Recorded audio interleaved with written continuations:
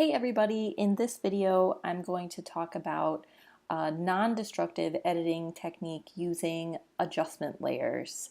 Non-destructive editing is really the way that you want to go in terms of enhancing your photos. And the reason why adjustment layers are so great is that when you add an adjustment, which I'm going to talk about, it applies that adjustment as a layer like that lives in your on your layers panel.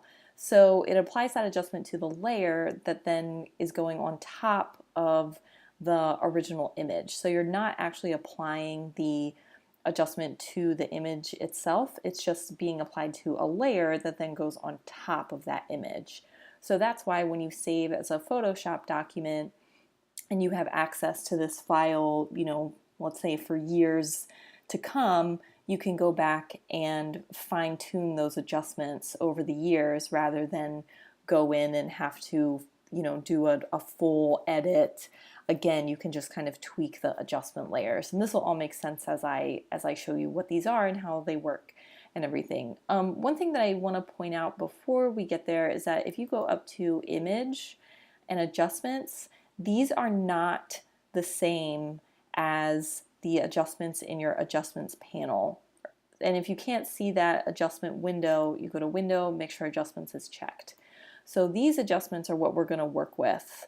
We are not working with these. These are destructive. They are permanent. They affect the original image. Whereas when you're working with adjustment layers, again, they just affect that layer. And I think that's something that can be kind of confusing about the difference between your adjustment window and then up in your adjustment menu up here. They are different. So referencing this editing guide again, I give you some suggestions in terms of some of the adjustment layers that you should be trying out when you're editing your photos. Again, we're going for these kind of subtle enhancements, subtle retouching, and I'll give you some examples when I demonstrate them.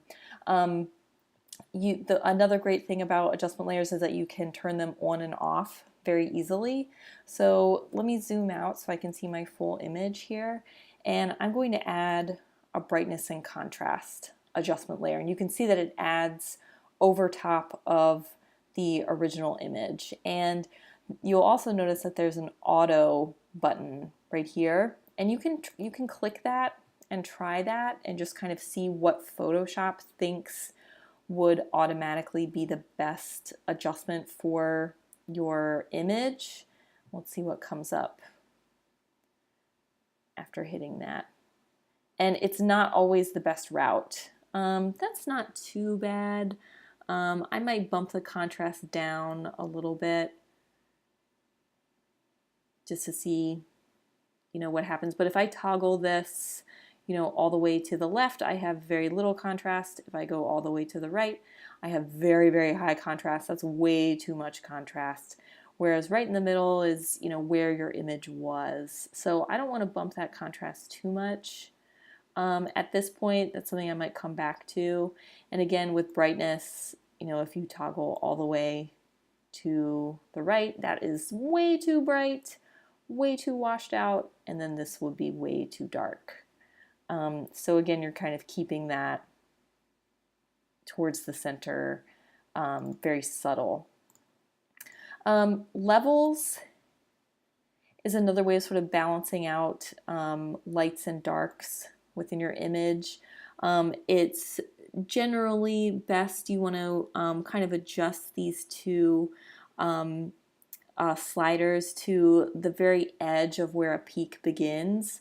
So you can see that with this one I'll adjust it just a little bit so it's hitting the end of this where this peak begins here. And this one I don't really need to adjust. And you can always try out the auto button too and see where that gets you. Curves is another way of adjusting lightness, highlights. When you read this histogram, your highlights are generally in the upper right corner. And so you can just kind of pick a spot in the middle of this grid and drag it around and see where that gets you in terms of balancing out lights and darks and the middle values in between everything.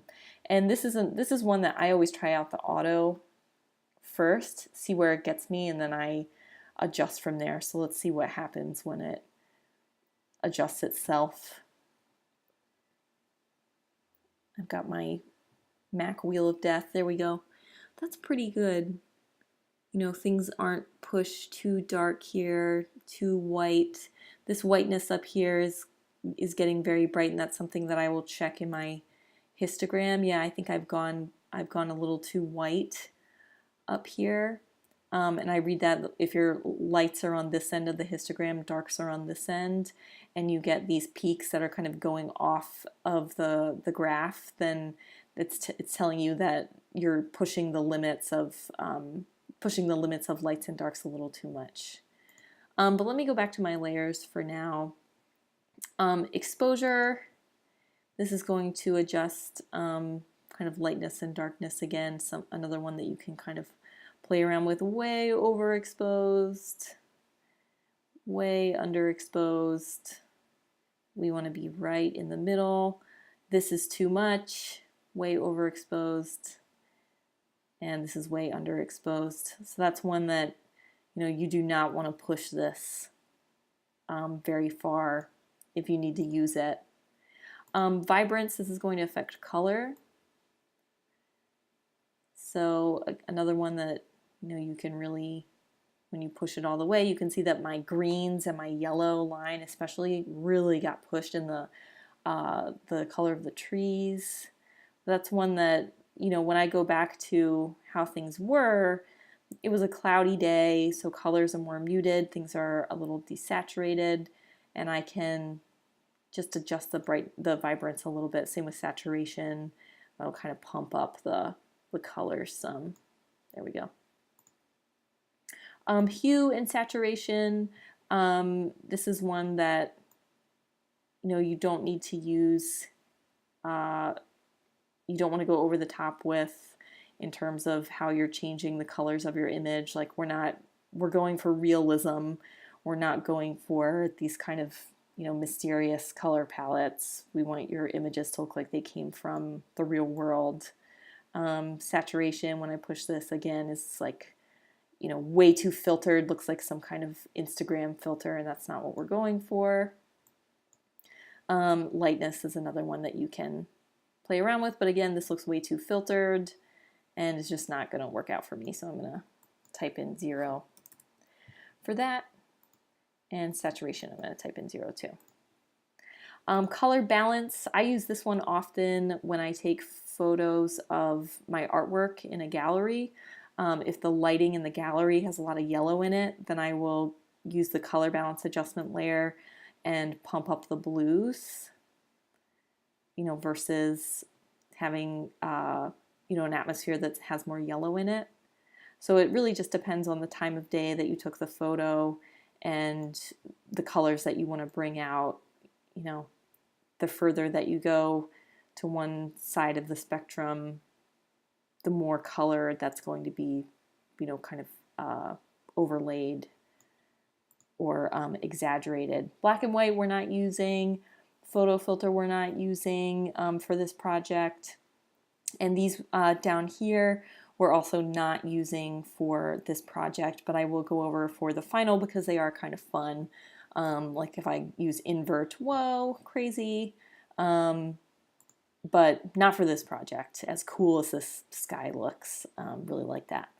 Okay, so as I described earlier, adjustment layers, you know, they live as layers. They aren't affecting this original photo. So what I can do is I can turn them on and off to see how each layer affected my original image, which is pretty cool. Let me turn these off. And let's say I just want to check out the brightness and contrast. So if I turn this off, I see my original. If I turn it on, yeah, I can see a little more contrast, like how that layer affected everything. So you could go through and see, you know, are these layers really necessary? Are they worth using on over my photo here? And again, the great thing about them, when I hit Command S, when I save my Photoshop document, I can open this back up tomorrow or a week from now, and I still have access to all of these adjustment layers. And let's say I need to adjust this vibrance layer. I want things to be a little more vibrant, or less vibrant, depending on what you need. I can go back in and access it, save my changes, and go from there, which is really great. So those are adjustment layers. Remember to keep saving and backing up your work. Again, we're going for this kind of enhanced realism, subtlety, smart decisions in terms of editing and retouching, getting rid of distracting elements, and thinking ultimately about how these will live in a booklet, in a document for print. Okay, all right,